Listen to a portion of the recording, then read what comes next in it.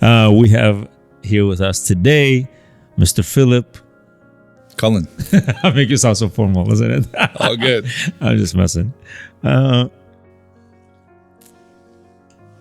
This is one of my favorite conversations. If you ask me what I love to talk about with people most, is probably this. I love it. I don't know if you want to call it philosophizing. Sure. Or loosely. Yes. I find that it takes me to Outer Banks and allows me to really, dissect the mind, consciousness, life, application, all that. It's great. And the topic is religion, philosophy, and that, sir. But the specific topic, the niche that we're going for is leaving religion, I guess. Both of us have the experience of doing that. Tell me a little bit about your experience. So the religion is Christianity broadly, but I've left from the perspective of the church that I was in. I've left religion like 3 times, right? So I've came to religion, I think, all the ways a person does. Which sect? That non-denominational Christianity that's just very much a social gospel, or even a prosperity gospel, right? So a lot of the Sunday sermons are on how to have a good life. And so being raised around that with the churches that my mom brought me to, as I got older, so you start with the church of your family. Then by the time I was in high school, some friends invited me to go to their church, which was Calvary Chapel, which is just another Orthodox Christian church. But the first church I went to, they taught that hell was not a literal place of torment. That second one taught that hell was very much a literal place and you should be motivated by it. You should bear that in mind always. Is that here in San Diego? Calvary Chapel's all over the place. The one that I went to was in Orange County. So you are from here? Yeah. Southern California guy. And I remember that feeling because every Monday they would end the sermon with, you don't know if you're going to live or die tomorrow. Heart attack, plane crash, car crash, all the ways someone could go, shockingly quick. Wouldn't it be a shame if you weren't right with God to spend eternity in hell when you could just come down to the front of the congregation, accept Jesus into your heart? We say a prayer over you, you say a prayer, and you accept Jesus, and then you're saved. It's like, okay, well, that seems quick and easy. And so I went there for like 6 months before one day I thought, I'm going to do that. And I did, and I was surprised that, over the course of the next year there, that the sermon wasn't progressive. It wasn't like, we're moving forward with like a specific knowledge of a specific study in the Bible, right? An expanding understanding of the Christian theology. It was just different topics, just kind of scattered all over the place. And I didn't see the accountability to the action of accepting salvation, like who you are as a developing Christian or moral person. It just always ended the same thing, which was functionally expanding the church. And I'm not insinuating bad motives, but it's like we were always, in a video game, if you're always respawning at the same level, I wanted more. And what do you mean by functionally expanding the church? Like recruiting? Every week is recruiting. Getting more people? Every week is recruiting. And there's nothing wrong with that. I see. But part of what you should be doing, if you take seriously your theology, is not merely expanding the number of people, but also the depth of faith or conviction in the people that you already have. Right. And if you're rereading chapter 1 over and over again, maybe that's not happening. And if that's the case, maybe that's not your focus. Now, not to say that Calvary Chapel doesn't do much more than that, because obviously they do. The people there are incredibly sincere and very devoted. So I'm not taking anything away from them there. But the Bible study was very much it just felt like the first level or the first chapter of the book over and over every week. And as I moved on, just, I had questions that I just wasn't getting an answer to there. So I just went to the library and started checking out books on Christianity. What's the Jewish perspective of Christianity? What are all the different sects that aren't considered Orthodox? Seventh-day Adventists, Jehovah's Witnesses, Mormons. What are Orthodox people's perspective of them? Everything I could possibly get. And after about a year of that, I came to the conclusion that the Jehovah's Witnesses had the most word for word committed interpretation of the Bible. If the Bible says go door to door and preach, they go door to door. If the Bible says anything that's uncomfortable, they accept that, hey, this might be uncomfortable socially, but we have to have the courage of our convictions and follow through on this. If we claim that the Bible is from God, then we should accept it regardless of how painful some of those recommendations are, or how difficult it might be at a family dinner with people that don't share our beliefs. And I thought, that having the courage of your convictions on that level really says something about a religious group. And so I studied with a man who was a Jehovah's Witness for about a year and a half. And I thought, wow, they not only do they preach it, they live it. And to me, that was a huge indicator of the integrity of the people, not only the church, but the organization as reflected by its members. And so I became a Jehovah's Witness. I was a Jehovah's Witness for 15 years. And then I stopped being a Jehovah's Witness. Yeah. And I That's a master. Yeah. You're a master. I really enjoyed it. I still really love the people that I knew from the congregations there. They were wonderful people. They really lived it. And but ultimately it comes down to okay, do you think this is true? And I'd gotten a book by a skeptic writer named Michael Shermer. And he wrote a book called Why People Believe Weird Things. And so in it was, people who deny the Holocaust, people who, believe that the earth was literally created in 7 days, the intelligent design community, and many other, people that don't believe in the moon landing, or, you could probably add to that now people that believe that 9/11 was an inside job or whatever, right? Although some things are less weird than others. But they still get considered to be a fringe belief. But in that book, he had a list of logical fallacies.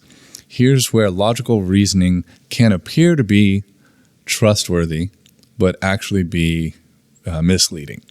So oftentimes, you'll hear someone say, well, why do you believe that? And you'd say, well, because I was told by an authority figure, and I'm trusting in his expertise and his study. It's okay, but that's not actually a reason why it's true. That might be a reason why you have confidence in it, because you have confidence in that person.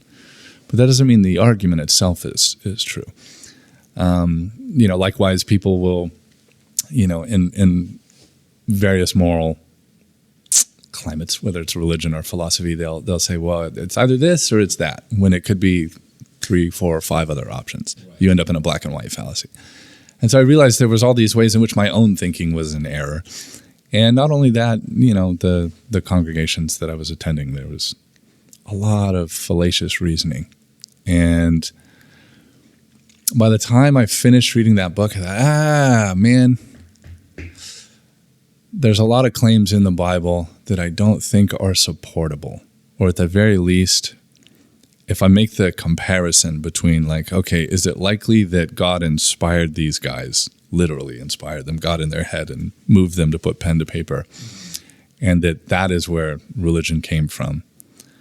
Or is it more likely that a group of individuals invented a notion of God, and this religion was really their effort to explain life and creation to themselves? And life is mysterious and wonderful, and that's been the case for as long as humanity has had the ability to think abstractly.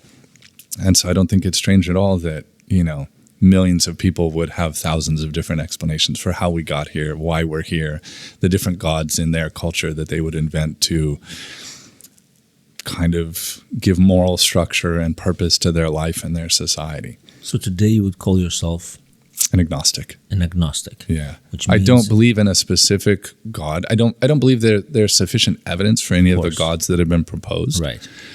But I don't discount the possibility that there is a God somewhere that created the world and the universe as we know it. I just don't see sufficient evidence to say definitely it was that God right there as proposed by this religion. And truthfully, every religion or everyone is an atheist in some way. You know, they're an atheist with regard to all the gods that they don't believe in, right? A Christian is an atheist with regard to Allah or Poseidon or whatever. So I'm the same, just one God more, just also their God. Yeah. If that makes sense. Yeah. Interesting. If I brought an argument to say that, maybe argument is not the right word, but to say that there is something, maybe not, something is not the word for it. Sure. But let's just try to work with me here. Mm-hmm. If there is something, and yeah, we can't grab it, we can't grasp it in our minds, but you know, everything exists. It has a clear. You can if you when you study science, you see the purpose of one thing affecting another, and that thing. So you see all that, and that's an argument that obviously most religious people do give. Look at the world, and how can you not see purpose? And how can you not see,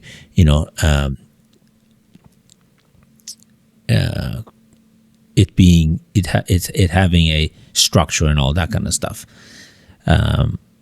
So would you say that there's, whether you're religious or not, that is something you must accept, that there is something out there that is, whatever, if it's a life force or I would the big mind. I would comfortably say I don't know. And I think the argument for an all-knowing, all-loving, all-powerful God is probably not sustainable. Right? But let's say that's not the claim. I know. So I'm just starting with the edge case. So, to go all the way out there, it's like, that's not a very easily supportable claim. Because if you say he's all loving, then you have to go, okay, but what about bone cancer in babies? You start running into those things. It's like, it's hard to justify. But if you say there may well be a force or, whether it's an intelligence, a consciousness, we don't even have to suggest that. Just some creative force outside of the physical universe may very well be. I think we can argue ourselves to the position of a God that was a generative force without saying that he was in any way a person in the way that we were. And then, so it's like, well, okay, well, in that case, I'm very comfortable. And it's like, is there possibly life after this? Like, cool. Let me give you my observation of it and what I think it is. And you tell me if there's an argument that you think, play devil's advocate here. So, from my observation and from what I think everybody sees, and then there are the interpretations and the explanations that different religions take. But I think the general consensus is that there is something that feeds this universe.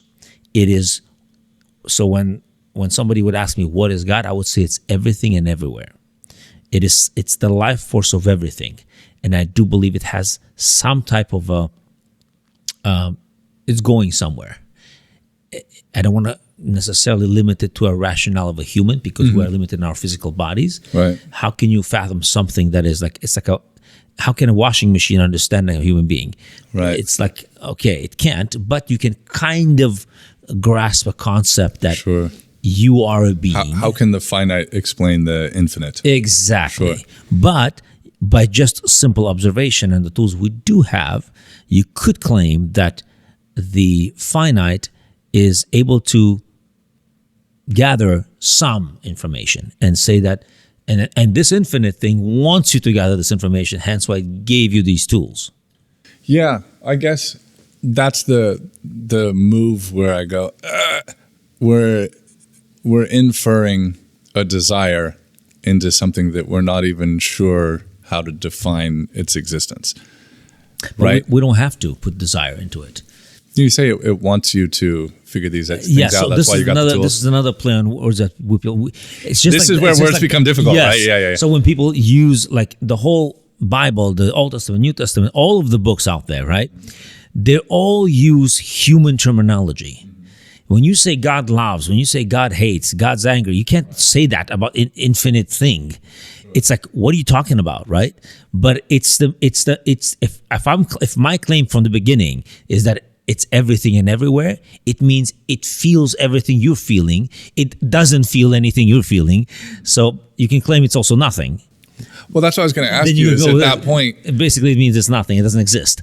But we do exist. So if I would claim to you that it's not a being, but it's a beer, okay, it was, it is, and always will be. That's the claim. I like that better than a being. Yeah. Yeah. Because it's not a being. Sure. So from a Jewish perspective, that's exactly what it is.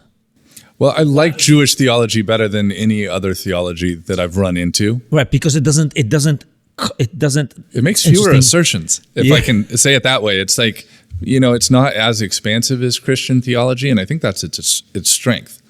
Like, you see more Jewish writers really grappling, from Maimonides to others, where it's like they're really trying to define their terms and be rigorous in a way that It's unbelievable, the level of if you ask a question, there's 5,000 rabbis that will ask that question, help you ask that question better. Yeah. Because that's what it is. They say 3 Jews in a room, 4 opinions. There's a reason. There's a reason that's for great. that. There's a reason for that, and that's great. literally what it is. You're sitting there grappling with each other. And I think other people find that tedious, and I think it's like, no, this is a place to get as tedious as Yes, possible. exactly. Because you're trying to answer the biggest question in the universe. Right.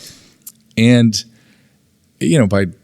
by its own nature, if it's going to be that big, it's going to be hard to define. It's going to be hard to narrow it down. And even after all of that, they say, don't try to limit it. Right. That's what they say. Sure. We'll sit here and debate. That's not a problem, of course. Right. But realize what you are and what that is. That is, you are not going to understand the mind of God. The clock is going to run out for you long before you get to 100%. The answer. The only time you probably will is after you die. Right. Because the body itself is limiting you. Right. Right. You are a being of conflict. You have the infinite soul that constantly wants more, and their claiming is always saying that if you take any other animal on this planet, any other, a horse is born a horse, a dog is born a dog, and they pretty much are from day one.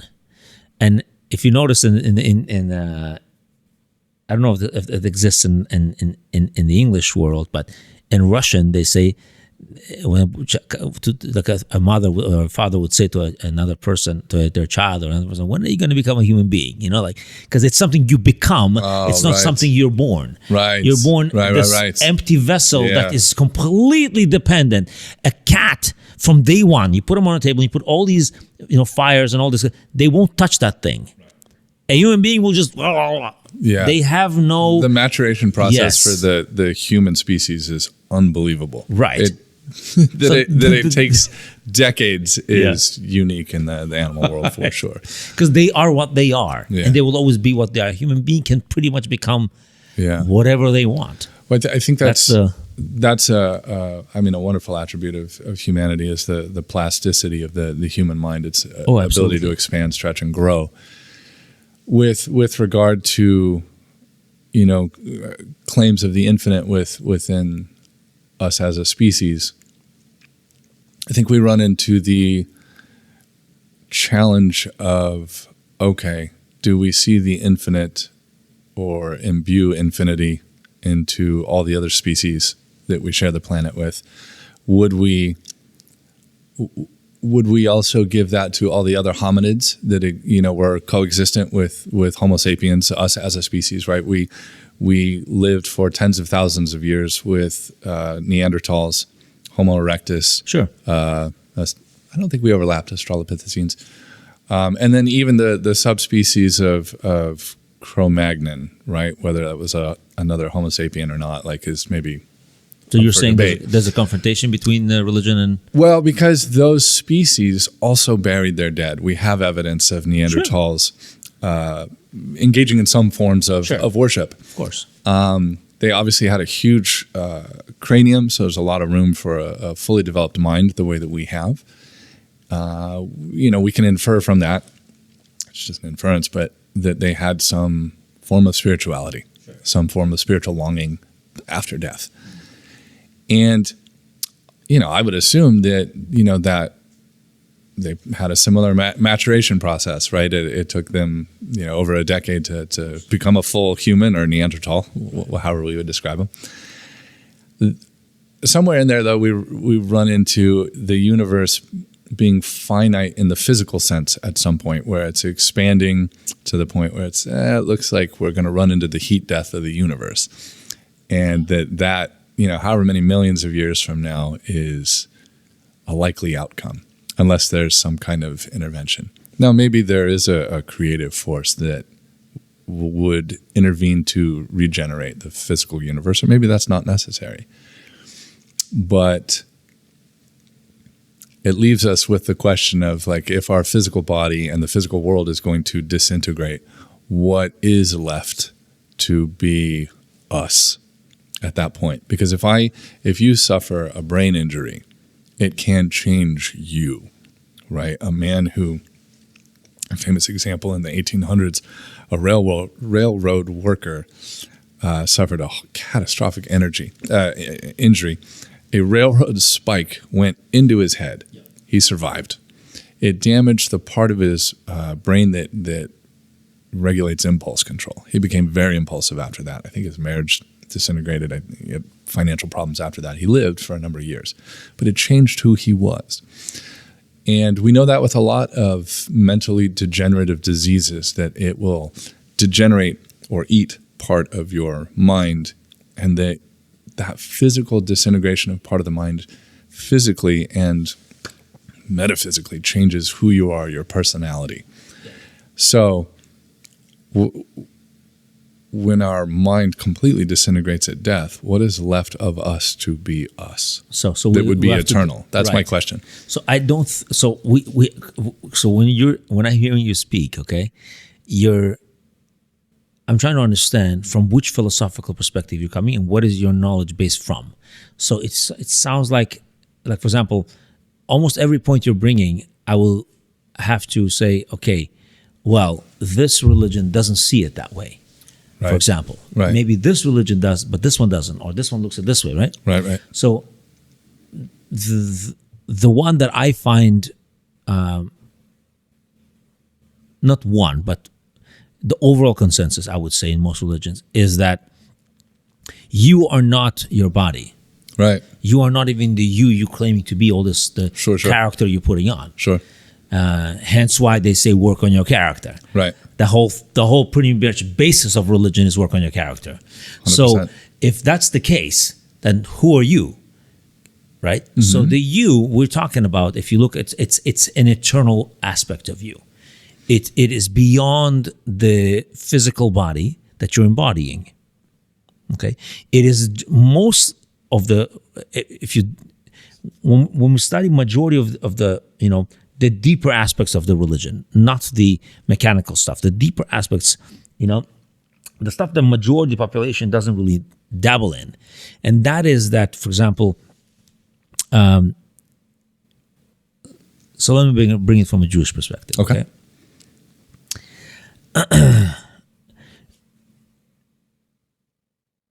This is the general belief. God, this universe, I'm sure you probably know this a little bit, maybe you know a lot of it. Kabbalistically speaking, God is this, before this universe was basically infinite light. In a form, we're saying it's light, but whatever that is. Sure. Infinite. Kind of a placeholder term. Overbearing, right. So there's nothing existed but, we say him, but it's not him, it's whatever that is. Yeah. The beer, right? Right. And then in order to create this existence, he removed himself, this is, again, when we say we're using English terms to describe something so far beyond that. Sure. I'm trying to speak in human language, okay, right. so we can understand. I don't know any other way to describe, because we're in the physical world, okay? And obviously, this is why I don't take accounts of people who explain, when people talk about, dying after that experience, right. they don't really know how to express it. Right. They're just feeling, it's this feeling, right? It's right. like we give things words. It's like, romance or love. It's like we give these words. As two musicians, think how often you've worked with like mixing a song and someone's trying to say, make it. And my buddy who's an engineer, he said, make it taste more purple. I mean, you're using English words.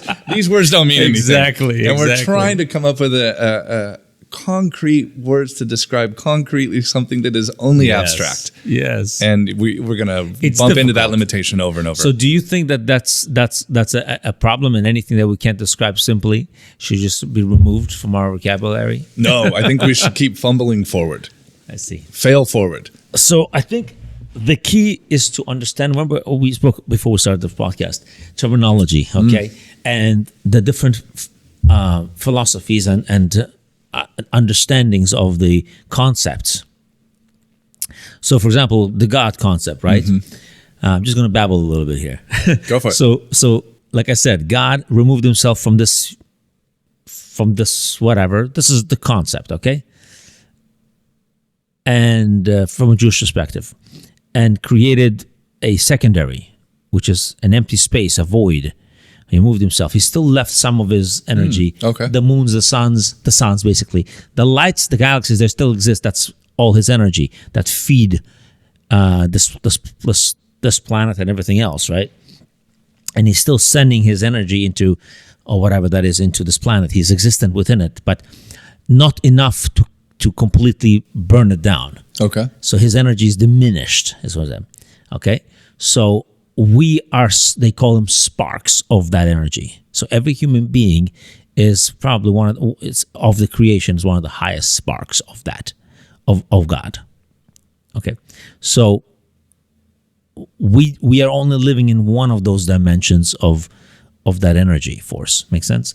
So then when you die, you basically, if you are a so-called good person, which is not really that, it's more of that, if we study reality and what it claims it is, like the Torah says, if they didn't have the Torah, human beings would just study how to live from the animal kingdom, right? How to be, right? And you can do that. You can just watch things and see. I feel like even in the Torah it mentions the book of creation, right? Talking about like, God was made manifest through the creation, right? Like that it's almost a book that you can study in itself, study how life works. And just as you said, if they didn't have the Torah to look at that direct communication from God, they would just be studying, the physical world and life. And they would know. Right. Yeah, you don't need to. It's just that we're so far, especially look at our society, we're so far removed from the natural world, right? In that sense. And so duality was created when God removed himself. The yin and the yang, the black and the white, and so when a person does good things, so-called, the proper actions versus the non-improper actions.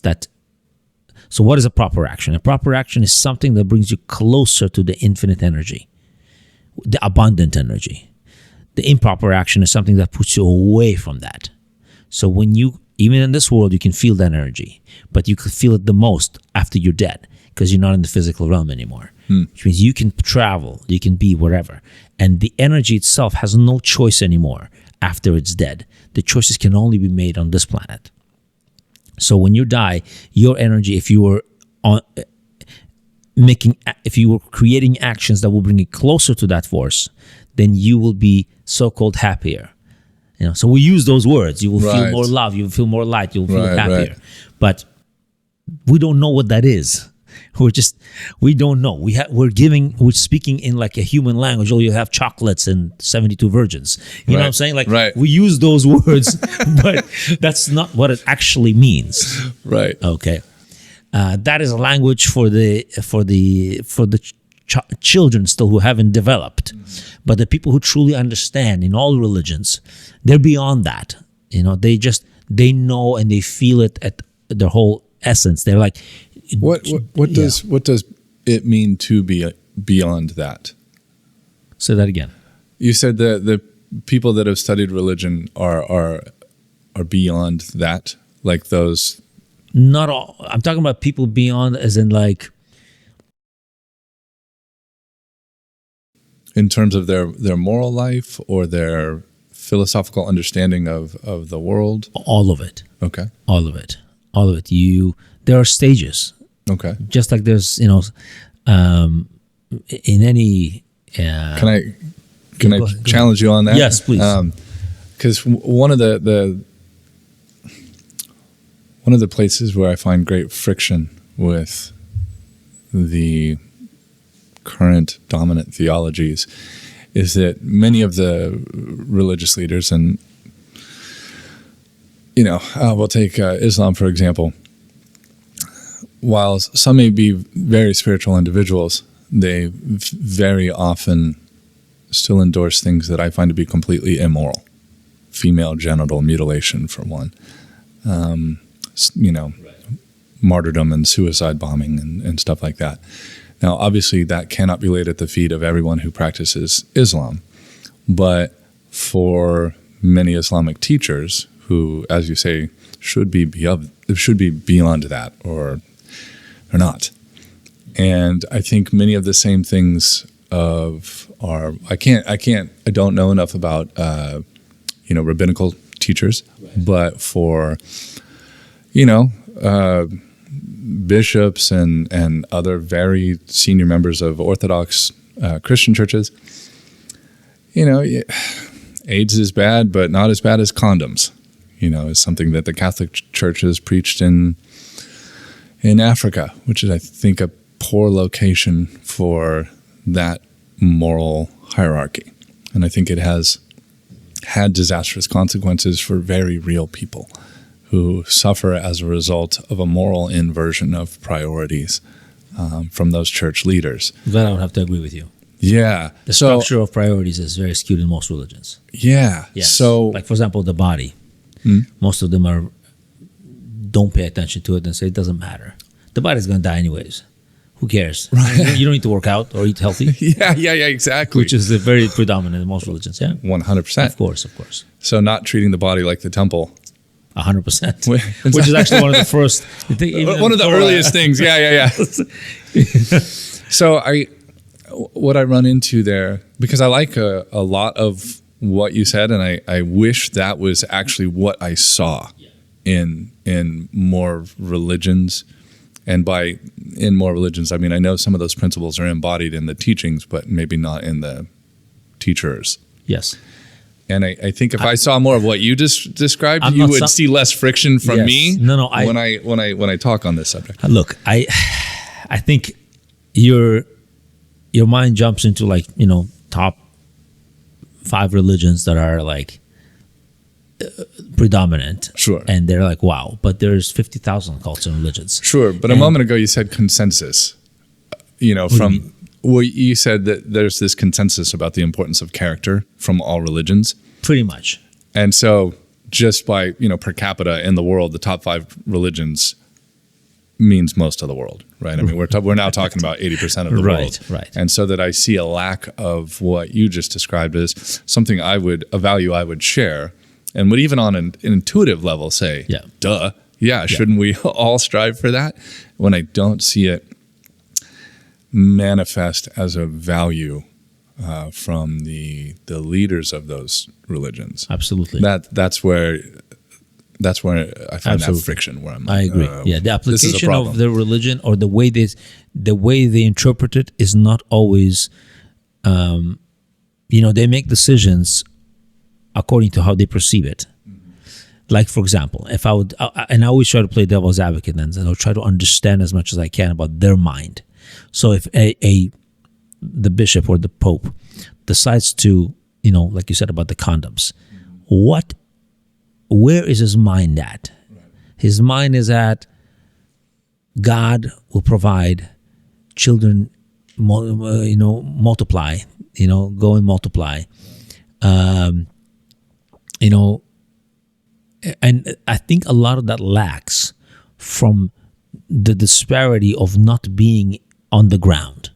Yes. That's the problem. 100%. So the problem is if you were in that African village and saw the real world consequences of this decision, he looks at it from above.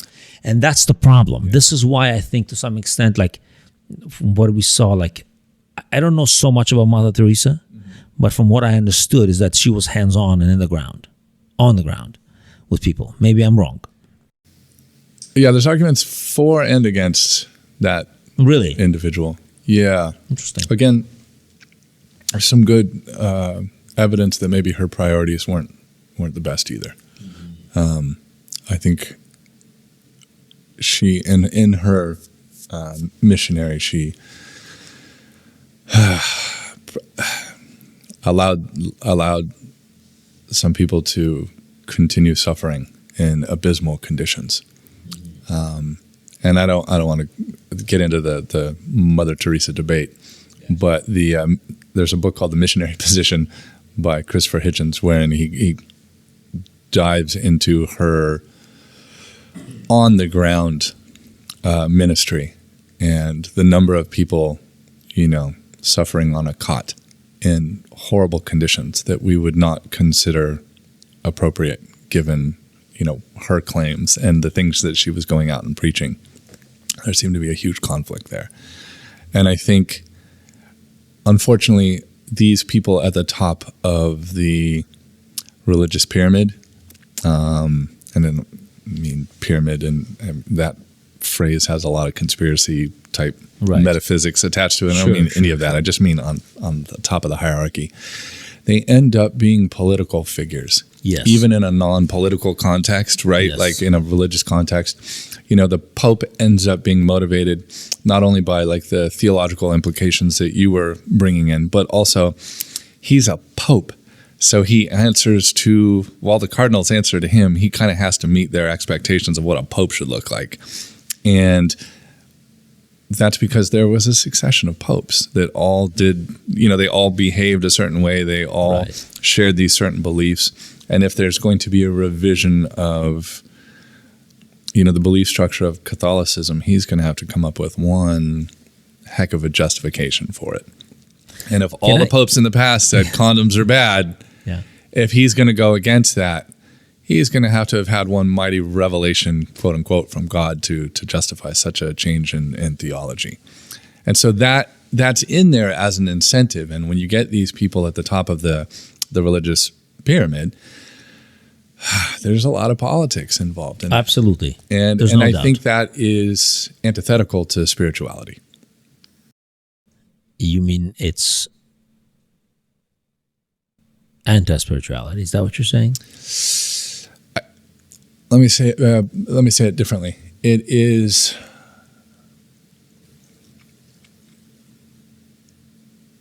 in conflict with the incentives that, like, when you think of what is a deeply spiritual person motivated by or incentivized by, connection with the common man, his fellow man, living this very grounded life in the in the here and now, but also being connected to the infinite and the luminous. Right. And then you take a guy who's got to do that and be a political leader of a multi-billion-dollar organization that's worldwide and has to deal with all these logistics and world leaders and governments, and all of a sudden you're not in the spiritual world anymore. And those incentives are completely at odds. Well, I wouldn't say that you can't have both. I just haven't seen anyone do it. Right. Well, maybe one or two Dalai Lamas, or it's very difficult to do. Sure. I mean, you're giving an extreme version. Most population is not doing that. No, but we weren't talking about the majority of people. We were talking about the leaders. Yeah. And and I do think there's a really good principle in the Bible that you would know a tree by its fruits. Right. And so I think that is incredibly insightful. And that's one of those things we were talking about before. One of the challenges in the modern era is that our modern society very much got here from the amazing philosophy of the Greeks and the amazing philosophy of the Jews and the amazing philosophy of the Christians. And I say philosophy because, religion is a philosophy, right? It's a way of life and a way of conceiving the world and the universe and existence. And because we got here from those three amazing cultures, Well, I don't think Christianity is pretty much the combination of the. for sure. But Literally. it itself doesn't claim to be that, but it very much is. It is what it is. 100%. Yes. And I was dancing around that because I don't want to offend a bunch of Christians, but that is what it is historically. Yeah. And our world exists because of the adaptive value of those three moral frameworks, right? The intersection of them. Also largely because of what we discarded from some of those moral frameworks. We don't stone apostates anymore. Our modern world values two people who agree on a lot and then disagree on a lot. Right. And the disagreement is what we end up focusing on, because where we agree, it's like, well, we can talk about what we agree on all day. Like, there's no progress in that. And we know there's nothing to be discovered by what we already agree on. The future is in what we disagree on. And when we discard those things, it's like, okay, we agreed that slavery was bad. Now our monotheisms allowed for slavery. Christianity didn't say stop being a slave owner. It said don't mistreat your slaves. And it's like, hey, that's an advancement over, that's your slave. Treat it however you want. The religion also evolves with the times. Yeah. Itself. 100%. So it's not exactly just like, and I understand your argument. If that's the case, if religion evolves with the times, then where is there an ultimate moral authority for all time in it? Right. And that's, you see what I'm saying? Like, yeah. That's my whole thing is so there like isn't. A provisionally true. It's like, okay. So you think it's not inspired by God? Correct. Okay. Here's what I think. I think it's, I think if there is a God, the spirituality or the spiritual intuition that's in humanity is a reflection of that. But that's a oddly contingent statement, right? It's a great statement. But it could also just be an evolutionary byproduct of having a frontal lobe and a prefrontal cortex that's capable of abstract reasoning. Let's go back to the square one. Is there something? Yes. I don't know. You don't know. You don't think that there is. I don't think that it's likely. You don't think it's likely. But I certainly leave room for the possibility. So I think very often when we say this is or this isn't, what we're saying is my confidence lies on this side of the spectrum, right? Or I think it's likely this, that, or the other thing. Like, for example, you and I are going to take a flight back to France. We've both been there. We both love it. And we both love to go again. Yeah. So we're like, bro, what are you doing this weekend? Let's go to Paris, man. And then we'll take a trip down to Marseille. Okay. When we go to get on the plane, I could ask you, but you think this thing's going to crash? And you're going to go, no. Planes rarely crash. But rarely is the key phrase, right? Right. We know it's possible. But we're betting our lives on the fact that this plane today that we're about to get on is going to be fine. But we have mentally left room for the possibility. We've seen planes crash. Sure. We know this could be the one in literally millions where things go catastrophically wrong. So we leave room for it. For me, the question of is there a God is something like, is this plane likely to crash? Well, we want to be applying a scientific method of approach. I am doing that. Right. So you're saying that if we apply a scientific method, there's not enough evidence to prove. Certainly. Yeah. And that's what atheism is. It's like I said before, it's like, okay, everyone is an atheist with regard to the gods they don't believe in. Right? Like a Christian or a Jew who believes in Jesus or Yahweh or Jehovah or whatever their conception or name for that God is, doesn't believe in Poseidon. Right, the god of the sea, because they don't feel convinced by the. I think that's for the small-minded, though, right? I mean, people who have studied this more in depth, they don't literally think that there's a man with a thing. Brother, yes, they do. I think you studied it in depth, and I think you're a deep thinker. But I've met lots of theologists and religious philosophers who believe in that concept of God that we would describe as a caricature, but they believe in him so wholeheartedly that it surprises me. You can't have a faith-based conversation for me. If you started to talk to me about some La La Land stuff like birth of a virgin, or right, I can't talk to you because what? What for you? What is the part where the scientific method? We have to be able to recreate it, right? And parthenogenesis of virgin birth. I don't do that. It's fantasy land. Unless you can explain it to me in a scientific form. Like, for example, when we talk about the pardoning of the sea. Right. I'm like, okay, what happened in the era? Was there some water bubbling from the volcano? Right. Whatever. Tremendous wind. I'm like, I can entertain that idea. How can I entertain a thing of... but what are you talking to me about? Their explanation for that, though, is that there are... there's a couple species, I want to say a worm or something that are self-impregnating, and sure, right? I'll entertain that idea. Sure, but not that a would human, be blasphemy to say that to a Christian. Yeah, but she was a transvestite who whatever. Right, but yet Christians will say that those kinds of miracles are a miracle specifically because they are a suspension of the rules of the scientific universe or the physical universe, because that's where God comes in. Jesus walking on water. No, you cannot physically do that. That's what made it a miracle. I don't do suspensions. I don't either. I don't know what that means. That's why I like Judaism so much. There's no such thing. They dispense mostly so in modern Judaism. Yes, it doesn't have any of. It's not modern. It's just there is no such thing. First of all, as heaven and hell. Right. There's no such thing. That's a Greek thing. Yes. And a lot of Christians don't realize that, your hell is literally a Hellenization. It's a Greek. Yes. There's no such concept. Yeah. There's these. It was just forgive me. I'm going to say it so you can tell me if I'm right or wrong. It was the notion of being having been cut off from God. Yes. Right. That's it. Gehenna and Sheol was where symbolized like the complete destruction. That's why, for example, interesting thing: Jews can go to a mosque and pray. Oh, wow. But they can't go to a church. Why? Same God. Because of the symbol. You can't pray to statues.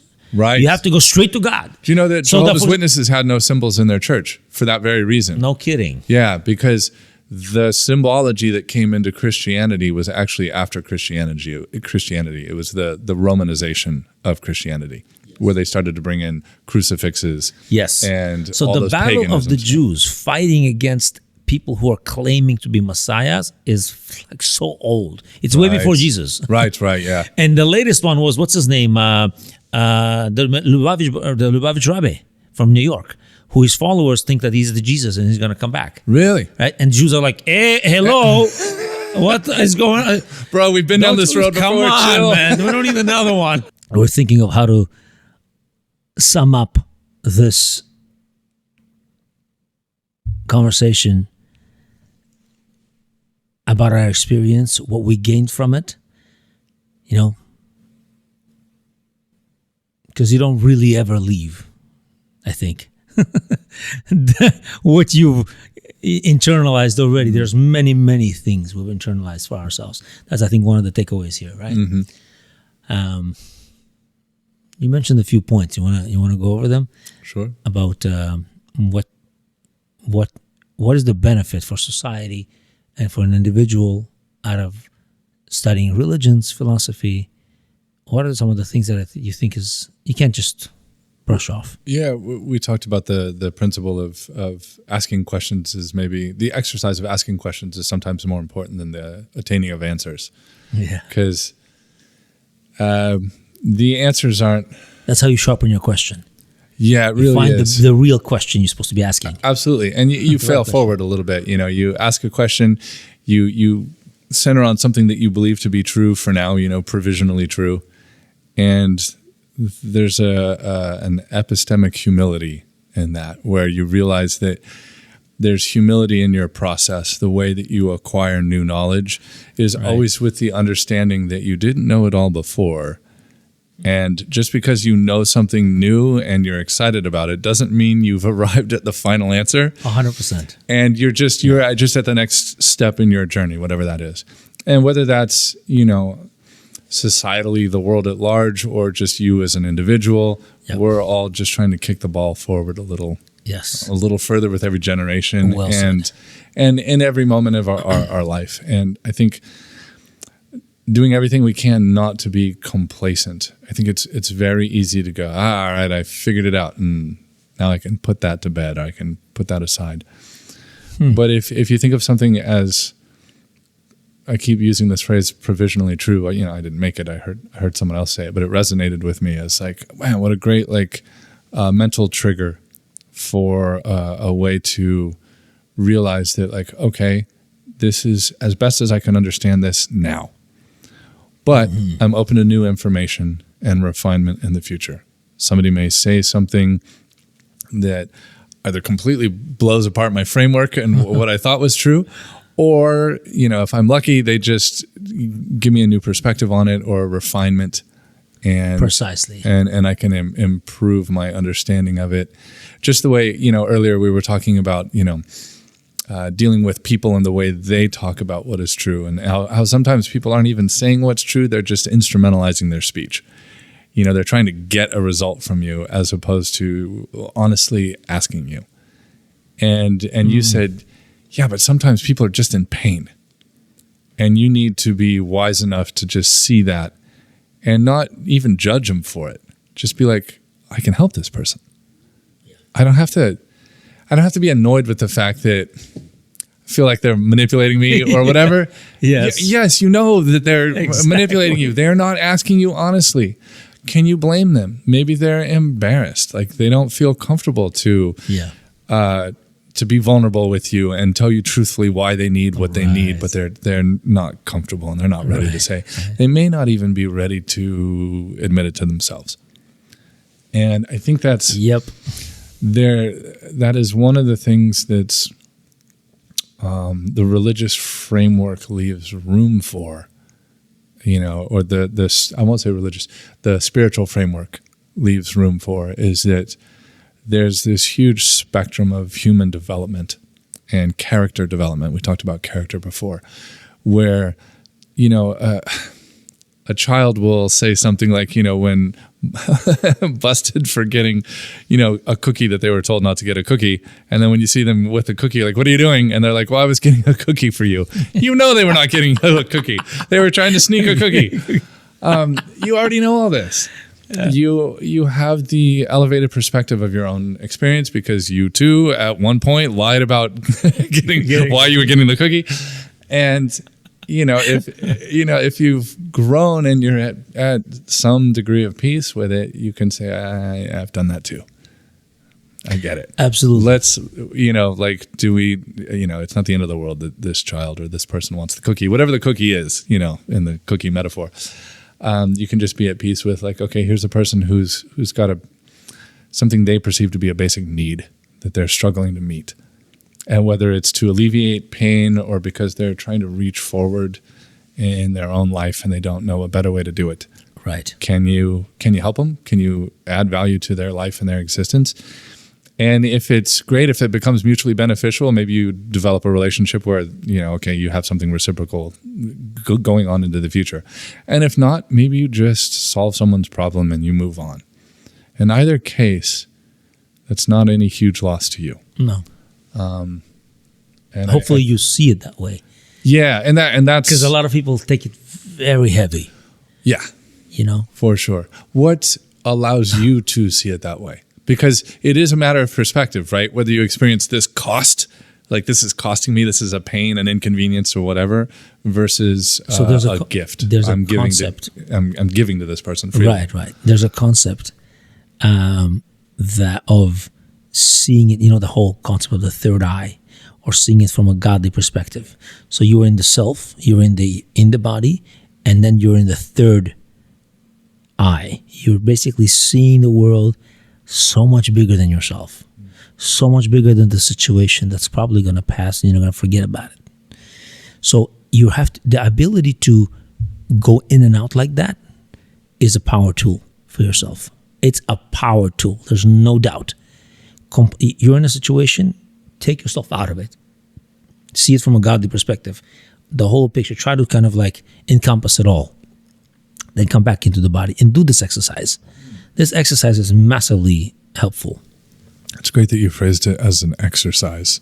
Oh, yeah, it's an exercise. Because I think there's a lot nested in that phrase, exercise, because immediately you think of like this mental exercise as something that you can perform reps on, right? Right. That you almost don't attach any real gravity to. You know, the next time you're in that moment, it's not a thing you have to get right or wrong. It's just an exercise. You're going to do a rep on this. Like, let me just for a moment detach and try this on. What is it?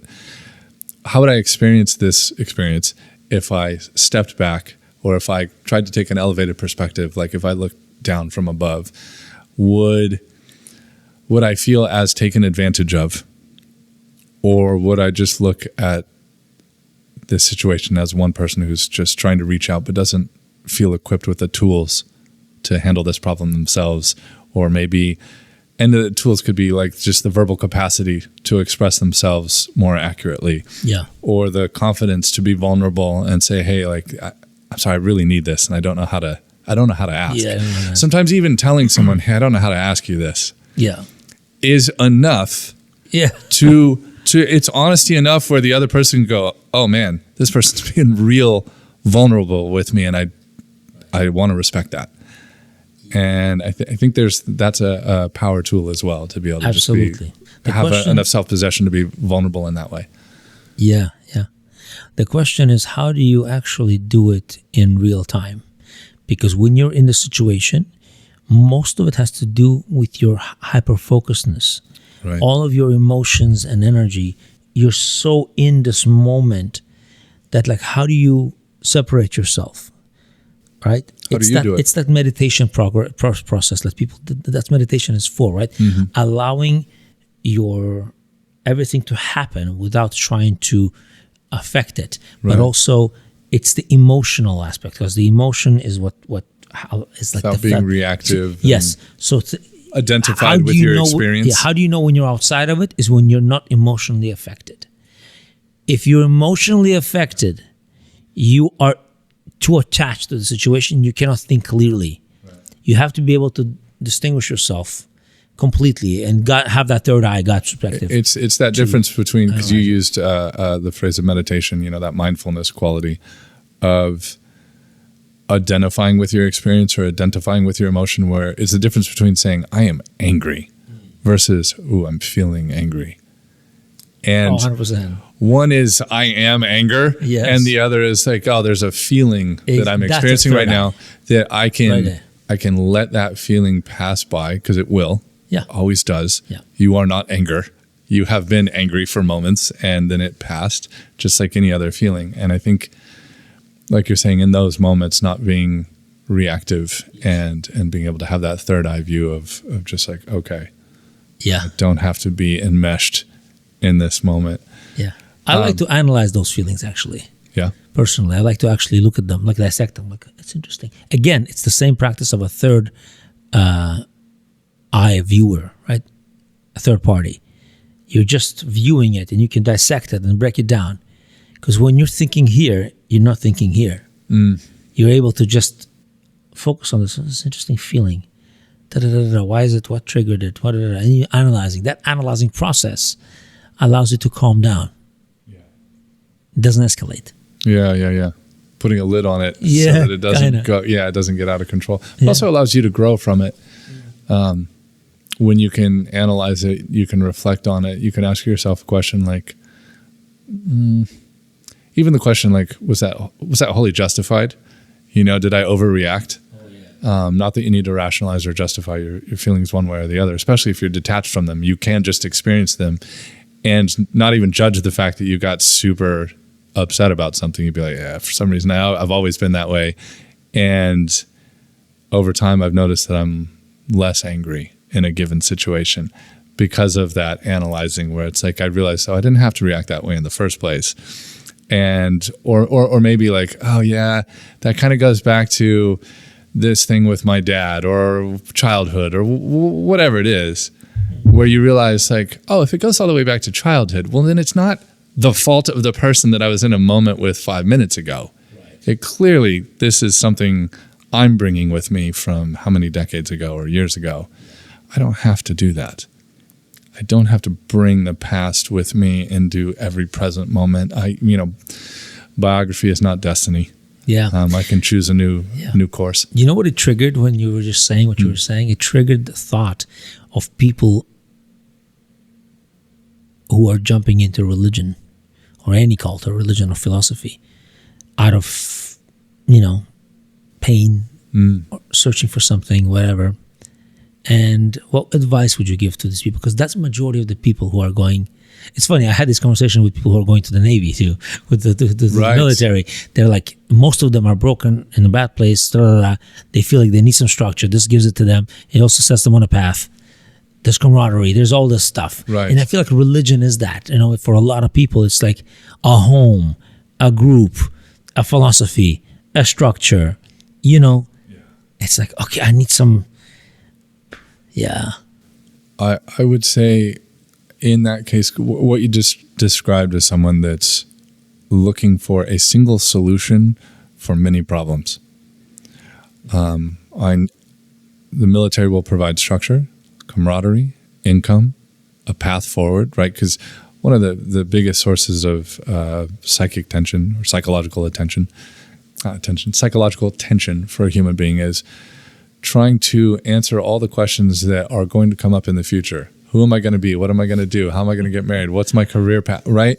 And if you can just make a decision now that answers 1,000 questions in the future, i.e., I'm going to commit to this religion, I'm going to commit to a career in the military, which at least for the next 4 years or 8 years, this is it. So a huge chunk of my problems, or what I perceive as problems, are solved in this one decision. I see. And I can see that. For anyone about to make a decision like that, I think they should square with that fact that it is, is that what you are doing? And have that honest conversation with yourself. But are you running? They don't think that way, right? Because if you try to remember yourself, right, being into that in the beginning stages, when you are learning and you're like, I'm being, I'm self-educating, I'm learning about the world, I'm making a conscious intellectual decision to get into this religion because of I've analyzed, we all say we analyze all religions we understand, and out of all of them I picked this one. And yet here we are, we left. Exactly. Right. Isn't that fascinating? Yeah. Well, that's part of it is to come back to that concept of something being provisionally true. It's like in both cases, we were like, okay, this is what I think is true right now. But in the future, I had new thoughts about it, got new information, read more books, and realized the thing I thought was true, wasn't what I thought it was, because time and information and experience gave me a new perspective on it. And I wasn't dogmatic enough within myself that I rejected new information. I have plenty of failings and faults, but one of them, I don't have the fault of being dogmatic. I'm very willing to be like, okay, I was wrong about that. I'm very confident about the things I'm confident about, but I'm equally ready to ditch something if I can prove that I'm wrong, if a friend can tell me, man, you need to rethink that. That doesn't make you wishy-washy? No. I'm just being devil's advocate. No. And that's a worthy question. I think a lot of times people will adhere to a dogmatism out of fear of being perceived as wishy-washy or even being themselves wishy-washy. Yeah. I think wishy-washy is someone who just can't make a good argument for their position. Right. I can make an argument for my position. Right. I don't mind if someone can make a better one against my position. I love that. That's fine. That's the best. At lunch, you gave me a great argument about like how I should view the person in that conversation that we were having. I was like, right. In 10 years of talking about that conversation, nobody had given me the answer that you gave me or the pushback. Right. And most of the time, people will just agree with you. And cool. There's the social lubrication of just like, yeah, man, keep it pushing, just agree to keep the conversation moving. But there are certain friendships that you have with certain friends where you count on them to push back. And that's part of the value. That's not majority of the population, though. No, it's not. It's so sad to me. Because that's what the always beauty I of was looking for myself. Me too. But that's why we're sitting here. And then whoever your audience is, that's why they're clicking on your content. It's because, well, this is interesting. It's something that they value is people having those kinds of conversations, because that's what they would have themselves in their daily life. And I think so for many people that are making that decision to enter a new religion or the military or commit themselves to anything that has an ideological structure and a time commitment and a values structure. Yeah, many people that do make those commitments could do it impulsively. They could do it just because they're in pain and this solves a set of problems, which I can say nothing to take away from the value of any one thing that can solve a set of problems. Clearly, there's value to that. However, I heard a great phrase from an economist, Thomas Sowell. He said, there are no solutions, there are only trade-offs. Yes. And when you hear that, it's I love that. Oh, it's so good. That is something I say a lot. I like that line. And it carries a lot of information in it, because when it's just a perspective, right? It's even a little bit of a third eye perspective, because when you're in pain and you're reacting, you want a solution. You want some kind of salve for the pain.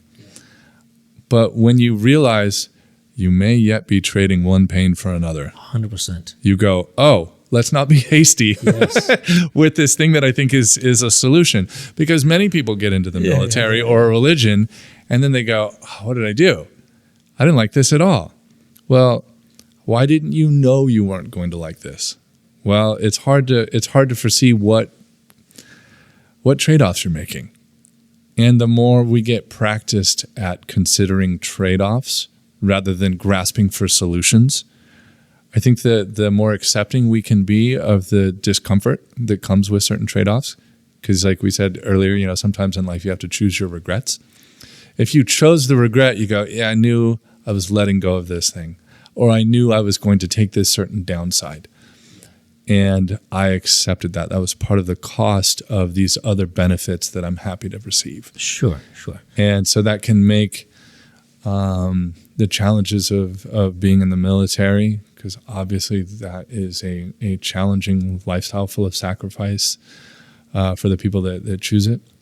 Also a lot of meaning and purpose. You know what? One of the biggest issues I would say with religion is that it's extremely persuasive. And the average individual is not equipped to deal with the person who's coming there prepared to sell you on this philosophy. You don't have the answer. They seem kind and understanding. Right. They look polished. You are just hanging out in your slippers. And they are persuading. Yes. Yeah, they're selling. They come there with a tactic. Mm-hmm. And they're very good at it. Yeah. They're very good at it. Yeah. For the average individual, it's like, I can see the allure. Mm-hmm. It's especially at the time that we're living in. We're living in one of the most secular ages in history, right? Where it's one of the most irreligious societies. Not here in America, but especially in Western Europe. Yes. I remember going to the churches in France and just being like, this is a museum and a tourist attraction. There's 100%. No one practicing spirituality here. No. I mean, there's a few people, but there are more tourists on tour than there are people in the seats over there praying on it. And I just remember being struck by that, because that, as an American, is not your experience walking into even a big cathedral. And yet, in America, I think there's a crisis of meaning and a crisis of purpose that's come up in conversations quite a bit. Maybe in the next topic, we can talk about how to find meaning, purpose, and all of that and taking it obviously from many philosophies and religions and history in the world. We know, I don't think you necessarily need to subscribe to one, but we have to also tackle things like there is a sense of community there. Yeah. Massively. It is not without value. Yes. Right. So it does bring a lot of value. I guess that's the challenge for Sam Harris and Richard Dawkins, where they're like, how do you take that. They're trying. They're Right. Because they see that. There's Right. a level of spirituality there. There is community. There's values there that are very beneficial for society that made us shape society the way it is. So we can't just squander that. There's value in it. And squander is the right word, because we got here with largely stable societies based on the software, the cultural foundation of these world religions and philosophies that have given us a value structure and a way to form our society. That I think for younger generations, it's very easy to follow that rebellious impulse, but not to realize that there are more ways to do anything wrong than there are ways to do it right. Right. And when you're talking about a society, that's a big roll of the dice, man. And those dice are loaded to come up bad for you more than they are to come up right for you. And that should be included in the calculus when you're deciding how to move forward with your values as a person and what you advocate for on a social level. Like you said there are many religions that have good values in them, and you mentioned Sam Harris. It made me think of the moral landscape. I think that is a really great framework. I know he's received a lot of pushback on that because people aren't sure you can ground ethics in science, and you can't get an ought from an is. And he would argue that you can, and I actually kind of think what he argues is fairly persuasive. But at least the metaphor of a moral landscape where there's certainly more than one peak and hill to stand on from a moral perspective. Where there's multiple ways to do something right, to do things ethically. So what's the sum up? The sum up is whether you're leaving a religion or moving into a religion, examining a new philosophy or discarding something that seemed to you to be maybe not true or not useful. Stay curious. And stay curious, stay humble. Yeah. But staying curious and staying humble doesn't mean you can't move forward with a certain amount of confidence. Mm-hmm. If you work hard and think with some amount of rigor and read a lot of books, ask a lot of questions, listen to a lot of podcasts. Is that advice the same to a religious person? Sure. Yeah. Yeah. I say always if you're going to be wrong, be loud about it, be confident, assert yourself. And then, have the humility to be like, I totally blew it. That was wrong. And if you can just be just as loud and confident about your mistakes as you are about the things you believe, you're gonna at least move forward on sure footing. Now, it doesn't mean you can't make adjustments. It's kind of like one of the things I learned in life is you got to fail more to succeed more. I think that's true with your philosophy. It's okay to be wrong. Just keep taking in new information. Keep refining. Don't be afraid of pushback. Don't be afraid of people saying, "Dude, you got that wrong." Instead of self-justifying, say, "Whoa, why?" Because immediately you're talking to someone with new life experience from a completely different culture, speaks more languages than you, has been to a part of the world you've never been. Man, they've got an experience, something that you don't know that could change everything in your life for the better. Exactly. There's a great Jim Rohn quote where he says, "Don't build up the walls. The same wall that keeps out disappointment keeps out happiness. Take down the walls. Go for all the experiences. Let it teach you. Let it make you grow."